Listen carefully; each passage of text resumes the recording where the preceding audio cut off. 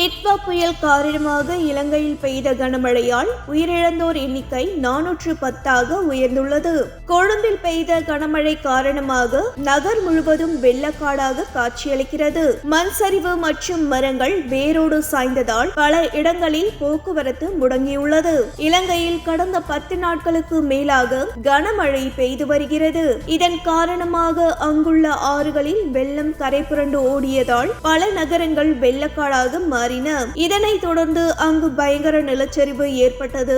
இந்த நிலச்சரிவால் ஏராளமான வீடுகள் இடிந்து தரமட்டமாக்கின. மேலும் பலர் உயிருடன் மண்ணில் புதையுண்டனர். மீட்பு படையினர் மீட்பு பணிகளில் தீவிரமாக ஈடுபட்டு வருகின்றனர். எனினும் மழை வெள்ளம் மண் சரிவில் சிக்கிய 400க்கும் மேற்பட்டோர் உயிரிழந்த நிலையில் 336 பேரை காணவில்லை. டிட்வா புயல் தாக்கி 4 நாட்கள் ஆகியும் பல மாவட்டங்கள் வெள்ளத்தில் மிதக்கின்றன. 565 வீடுகள் முற்றிலும் சேதமடைந்த நிலையில் 20,000க்கும் மேற்பட்ட வீடுகள் பகுதியளவு சேதமடைந்துள்ளது. வெள்ளம் பாதிக்கப்பட்ட பகுதிகளில் இருந்து 1441 பேர் மீட்கப்பட்டு நிவாரண முகாம்களில் தங்க வைக்கப்பட்டுள்ளனர். இலங்கையில் ஒரு வாரமாக மழை பாதிப்பு தொடர்கிறது.